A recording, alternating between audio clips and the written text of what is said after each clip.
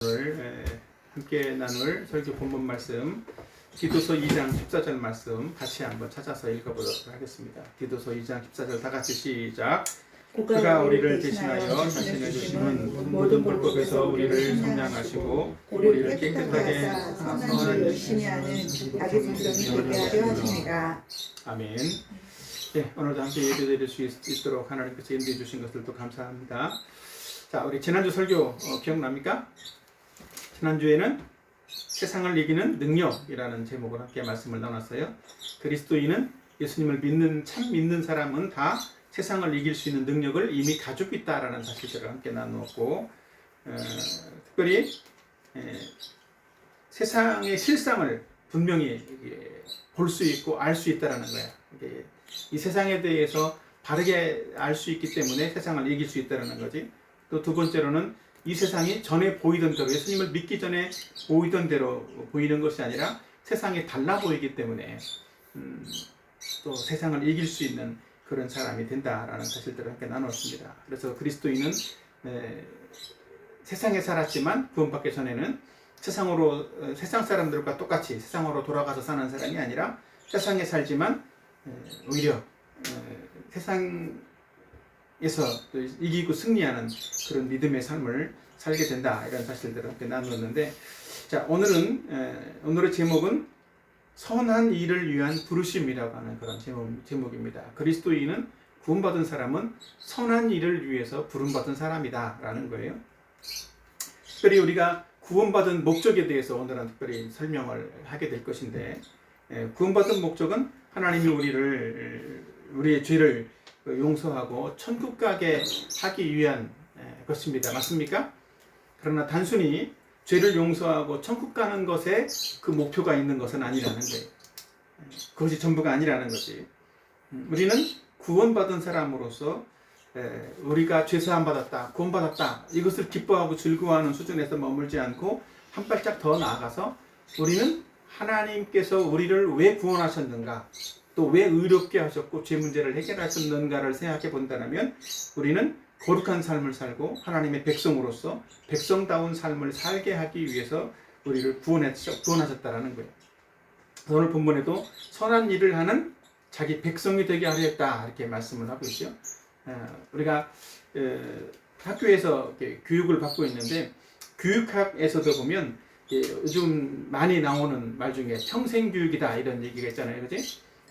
평생교육은 말 그대로 평생 동안 교육을 한다는 그런 의미를 가지고 있어요. 그러니까 요람에서 무덤까지라고 표현할 정도로 태어나서부터 죽을 때까지의 어떤 모든 교육을 평생교육이라고 말하기도 한다고. 옛날에는 평생교육을 학교 교육 외의 것을 평생교육 이렇게 이제 표현하기도 했었는데, 그 용어들이 사실은 약간의 좀 다르게 표현하면 평생학습이다라고 표현할 수 있을 정도로 평생교육에 조금 그런 의미들이 더 구체적이 되고 세분화가 되었는데, 교육학에서 말하는 것이기도 하고 또 이렇게 심리학에서 말하는 것이기도 한데, 발달 심리학자였던 한 사람이 우리의 그 사람의 생애 발달 주기에 따라서 발달 단계가 있다라는 표현들을 하고 있는데, 사람에게는 8단계의 어떤 단계가 있다라는 거예요. 그 나이별로 이렇게 어떤 구분을 해놓기도 했는데, 보통 출생에서부터 1세, 또 그 단계를 1단계, 또 1세에서 3세를 2단계 이렇게 해서 성년기, 또 중년기, 노년기 이르기까지 결국 죽을 때까지 사람은 늘 배우는 그런 단계에 어떤 있어야 된다라는 사실들에 대해서 말하고 있는데, 사람은 이 각 나이별로, 각 단계별로 배워야 될, 또 성취해야 될 어떤 분명한 발달 목표, 발달 과업 같은 게 분명히 있다라는 거예요. 그래서 그것을 배움으로써 삶이 성숙해지고 변화되어져 간다라고 하는 거지. 근데 이런 인생에서 이런 발달 단계가 있는데, 이런 발달 단계에서 배워야 될 1단계에서 배워야 될 것은 뭐 같아? 신뢰감일까? 불신감일까? 1단계에서 배워야 될 것은 신뢰감이라는 거예요. 부모에 대한 신뢰감 되게 중요한 것이지. 그런 이런 신뢰감들을 배워야 될 것들을 배우지 못하면 어떻게 될까? 부모에 대한 신뢰감을 못 배웠어. 이러면 어떻게 될까요? 세상에 있는 사람들을 못 믿는 사람이 되겠지. 세상 사람들은 다 믿을 사람이 없어. 뭐 이런 생각들을 하면서 살게 될 거라는. 그러니까 어릴 때부터 이런 발달 과정에서부터 자기 자신이 배워야 될 어떤 것들을 제대로 못 배우면 성인이 되어도 그것이 그 사람의 성격과 어떤 가치관과 행동으로 반드시 드러나게 된다는 거예요. 실제로 어떤 사람들은 어릴 때 못 배운, 어릴 때 받지 못한 그 사랑 때문에 나이가 들어서도 사랑 결핍증 같은 그런 어떤 현상이 나타나고 사람들에 대해서 어떻게 보면 늘 아이처럼 행동하는 그런 모습들도 보이기도 한다는 거지. 그래서 우리는 이 발달의 과정에 따라서 배워야 될 것이 있는 것처럼 이것이 이제 사실은 학교 교육에서도 이것을 하는 것이고 또 평생 교육이라고 하는 그런 측면에서도 또 항상 이렇게 어떤 배움들을 배움으로써 내가 더 성숙한 사람이 되고 온전한 사람이 될 수 있도록 만들어가는 거죠. 그래서 이 평생 교육이라고 하는 것은 학교 교육을 포함한 유치원부터 시작해서 또 아니 가정 어릴 때 1세부터 시작해서 죽을 때까지니까 모든 우리 생애에서 모든 교육을 다 포함하는 것이 또 평생학습, 평생교육이다라고 하는 건데 이런 것이 사실은 교회에도 있다라는 거예요.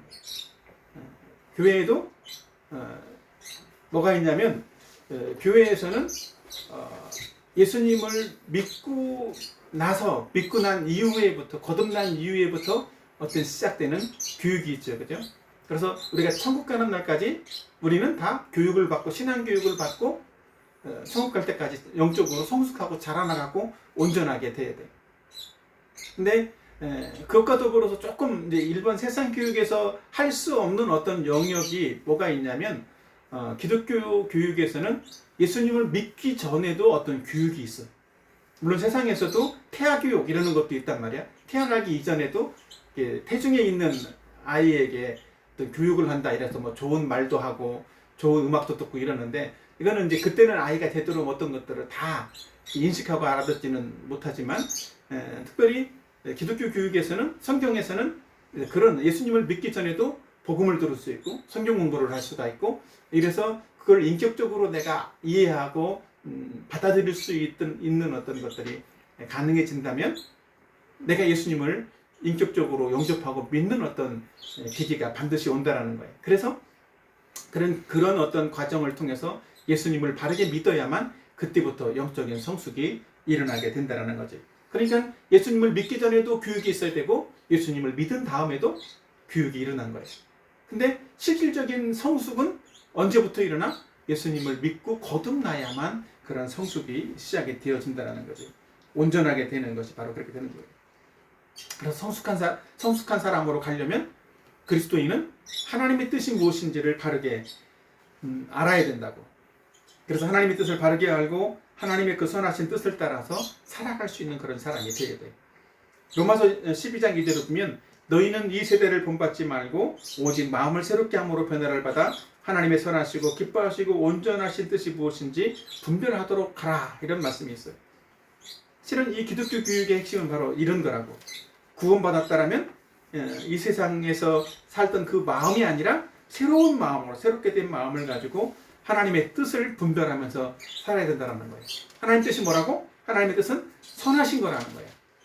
그리고 하나님이 기뻐하시는 일이기도 하고 또 온전하신 것이 바로 하나님의 뜻이다 이렇게 말한다고.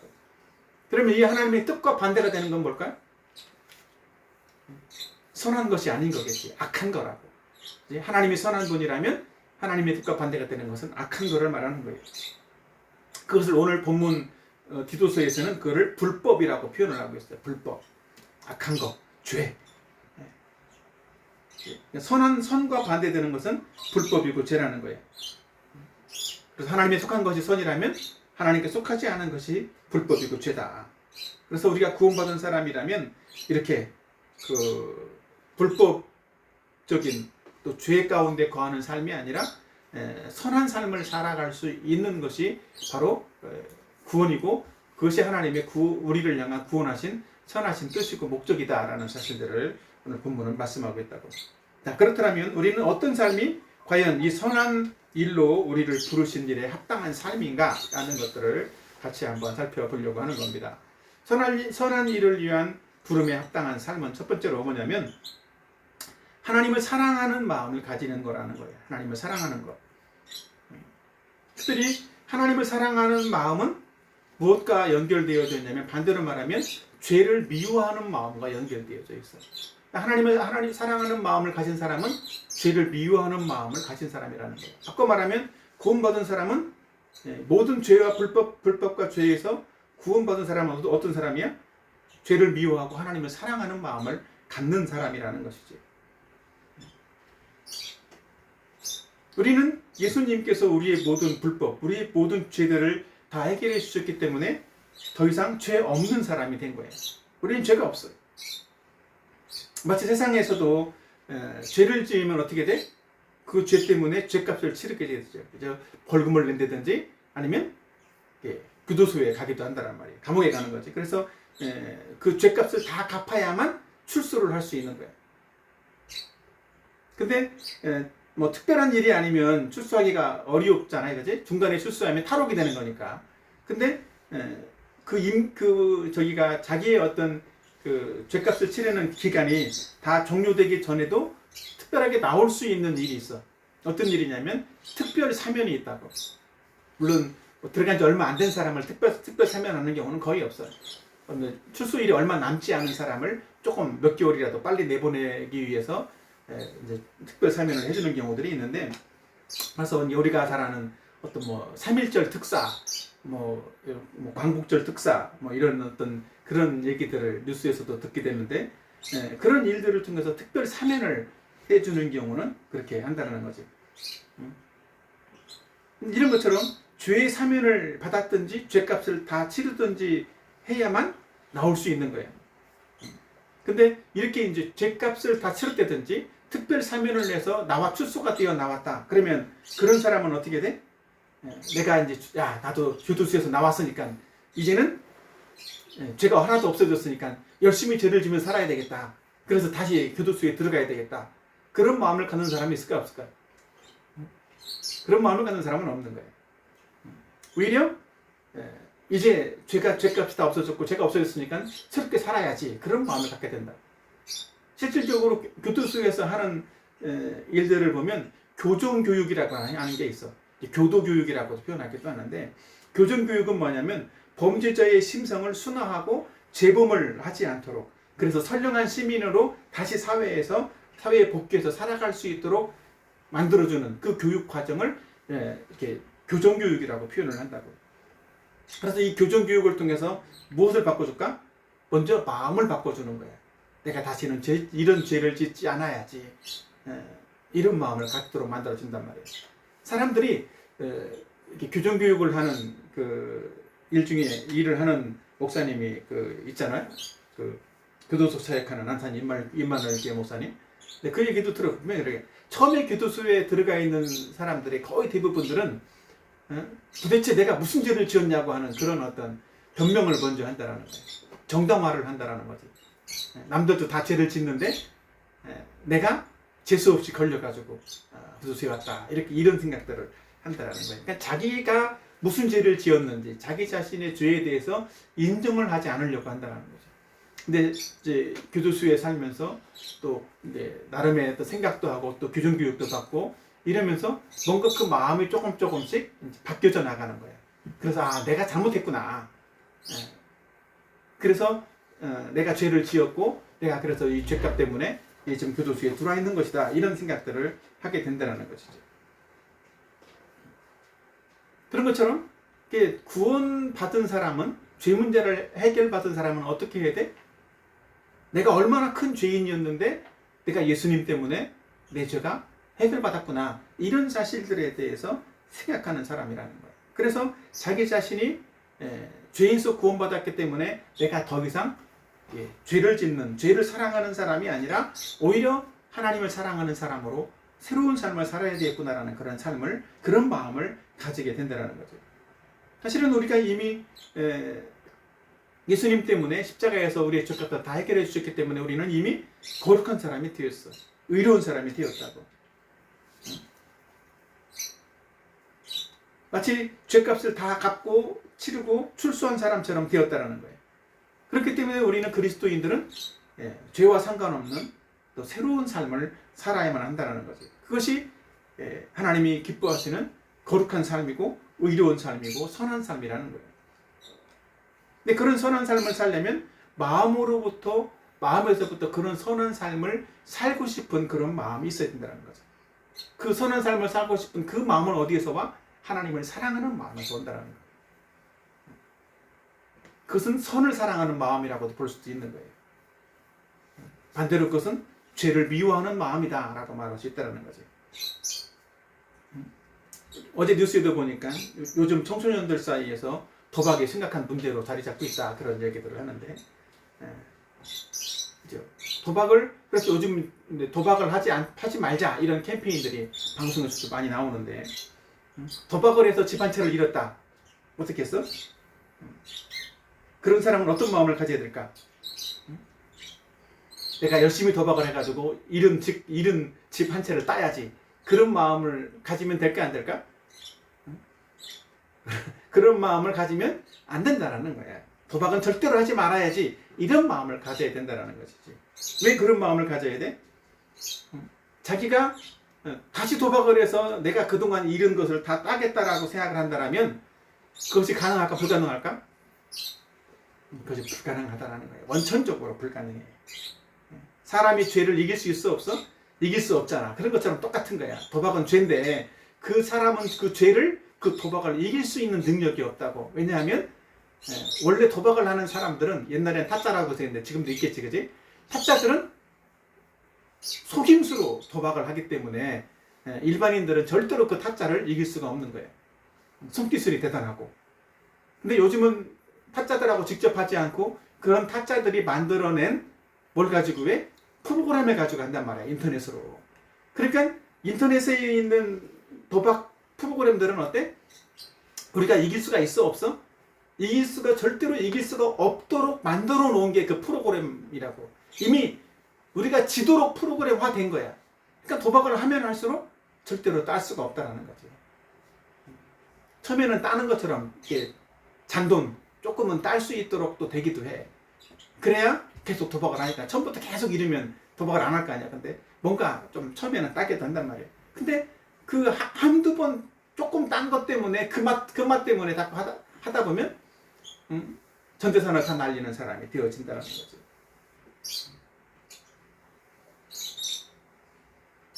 자, 요한복음을 같이 요한 1서를 한번 같이 보도록 합시다. 요한일서.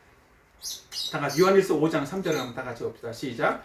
하나님을 사랑하는 것은 이것이니 우리가 그의 계명들을 지키는 것이라. 그의 계명들은 무거운 것이 아니로다. 여기 보면 하나님을 사랑하는 것은 계명을 지키는 거라고 했는데 무겁지가 않대. 왜? 하나님을 사랑하는 마음으로 하는 것이기 때문에. 근데 하나님을 사랑하지 않는 사람들은 어떻게 될까? 하나님 말씀을 지키는 것이 무거운 게 되는 거예요. 그러니까 도박을 하지 않아야지. 이것도 마찬가지야. 내 힘으로 난 도박을 하지 않아야지. 이렇게 되는 것은 되게 어려운 거라는 거예요. 불가능에 가까운 거라고.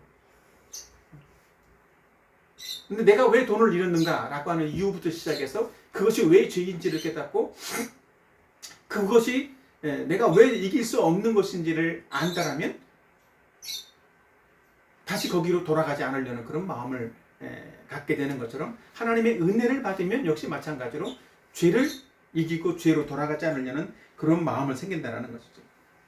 바로 하나님을 사랑하는 마음이 죄를 이기는 마음이라고.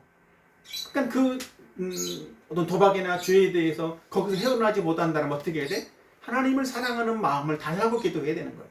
하나님을 사랑하는 마음이 내게 커져야 그 죄를 이길 수 있는 사람이 되는 거라고. 그러니까 하나님을 사랑하는 사람에게는 죄를 이길 수 있는 능력도 생기고 또 하나님 말씀대로 순종해 살려는 그런 어떤 능력이 생겨진다는 거죠. 그것이 무거운 것이 아니다. 말씀대로 살아가는 것이 무거운 것이 아니라는 거예요. 형식적으로만 살고 말씀대로 순종해 사는 어떤 삶을 흉내내려는 사람은 그 말씀대로 사는 것이 대단히 어려운 일이라고. 그러나 정말 구원받은 사람에게는 이것이 어려운 일이 아니다라는 거예요. 예수님 당시에도 어렵게 살아가는 사람들이 있었어. 그 사람들을 성경에서는 바리새인이라고 표현을 해. 구원받지도 않았으면서 말씀대로만 열심히 지켜서 막 살려고 하는 거예요. 그건 얼마나 힘들겠냐고. 흉내만 내는 거지. 그래서 그 사람들은 형식적인 종교인이고 도덕적인 종교인으로 전락하는 거예요. 자기는 안 하면서 하는 척 해야 되고 다른 사람들한테 너네도 열심히 해 이렇게 가르치기만 하는 사람이라는 거죠. 그런 사람들은, 그래서 구원받지 않은 사람들은 열심히 말씀대로 살려고 해도 잘 안 되니까 실질적으로는 작심 삼일 그 정도밖에 안 되는 거예요. 마음을 먹어도 3일을 넘기지 못한다는 거지. 그러나 거듭난 사람, 구원받은 사람은 하나님이 새로운 마음을 먼저 주셔. 하나님을 사랑하는 마음, 죄를 멀리하는 마음, 또 선한 일을 사모하는 그런 마음을 먼저 주신다는 거죠. 그래서 이 마음 때문에 우리는 말씀대로 순종하고 죄를 이기는 그런 삶을 살 수가 있다는 거예요. 이 선한 마음은 우리 스스로가 만들어내는 게 아니에요. 내가 마음을 작심해서 선한 마음을 가져야지 이런다라고 생기는 게 아니라고. 그러니까 구원받은 사람에게 생겨지는 마음인 거예요. 그래서 우리는 선한 마음을 가지려고 내가 힘쓰는 게 아니라 하나님이 내게 준 선한 마음을 따라서 뭐 하려고 힘쓰면 돼? 순종하려고 힘쓰면 되는 거예요. 이것을 거부하는 사람들이 있어. 하나님이 우리 마음속에 선한 마음을 주셨는데 자꾸 거절하는 사람들이 있어. 왜 내가 꼭 순종해야 돼? 이런 마음을 갖는단 말이에요. 그 거부하는 사람들, 거부하는 마음을 갖는 사람은 바꿔 생각을 해봐. 어때? 본질적으로 구원받은 사람일까 아닐까? 본질적으로는 구원받은 사람이 아닌 거야. 그렇기 때문에 자꾸 선한 삶에 대해서 거부하는 그런 마음들을 가지게 된다는 거죠. 그래서 진심으로 하나님을 사랑하고 또 선한 일을 추구하는 그런 사람을 갖는 그런 마음을 갖는 사람은 이미 마음에서부터 새롭게 변화된 사람이라는 거예요. 우리는 예수님 때문에 그렇게 되어졌다라는 사실들을 생각하고 날마다 하나님을 정말 마음으로 진심으로 사랑하는 그런 사람이 되어야만 한다는 거죠. 아멘. 자, 두 번째로는 선한 일을 위한 부르심에 합당한 삶은, 두 번째로는 예수님을 닮아가려는 열망을 가지는 것이라는 거예요. 예수님을 닮아가려고 하는 열망을 가지는 것이다. 여기서 말하고 있는 선한 일에 열심히 하는 하나님의 백성, 어떻게 해야 선한 일에 열심을 하는 걸까? 이것은 예수님을 닮아가는 마음에서 시작된다는 거지. 나는 닮고 싶어. 구원받은 사람이 하나님의 말씀을 따라서 순종하는 것은 당연한 것인데, 바로 이것은 마음에서부터 내가 예수님을 앞에서는 사랑하려는 마음을 갖는 것이라고 했는데, 그거 플러스 닮아가려는 마음을 가져야만 하는 거예요. 옛날부터 그런 말을 하잖아요. 부부는 닮는다. 그렇죠? 왜 부부가 닮아질까? 부부는 이렇게 오랜 동안 같이 함께 살기 때문에 생각도 닮아지고 또 생활 어떤 습관도 닮아지고 심지어 얼굴까지도 닮아간다라고 그래 나중에. 근데 함께 하기 때문에 그래. 교제하기 때문에. 근데 친구도 마찬가지인 거예요. 내가 어떤 친구와 사귀느냐에 따라서 그 친구를 닮아가게 되어 있다는 거죠. 근데 좋은 영향을 주는 친구와 오랫동안 사귀면 어떻게 돼? 나도 좋은 영향을 받게 되는 거예요. 근데 나쁜 영향을 주는 친구와 사귀면 어떨까?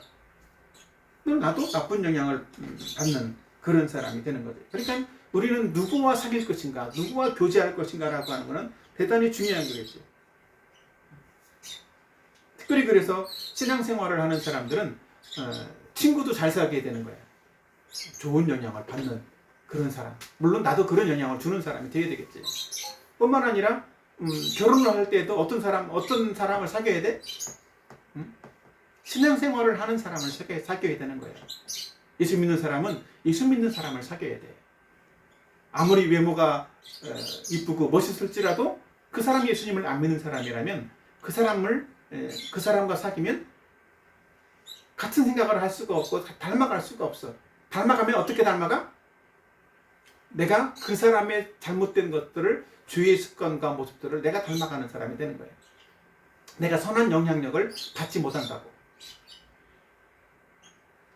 어떤 사람은 내가 선한 영향력을 주어서 그 사람을 구원시키면 되잖아요. 이렇게 말하는 사람도 있는데, 구원은 누가 시키는 거예요? 내가 시키는 거예요? 하나님이 시키는 거예요? 그건 하나님이 시키는 거죠. 내가 시키는 게 아니라고. 내 능력으로 내가 열심히 선한 영향력을 줘서 시키는 게 아닌 거라고. 그냥 결혼은 구원의 프로그램이 아닌 거예요.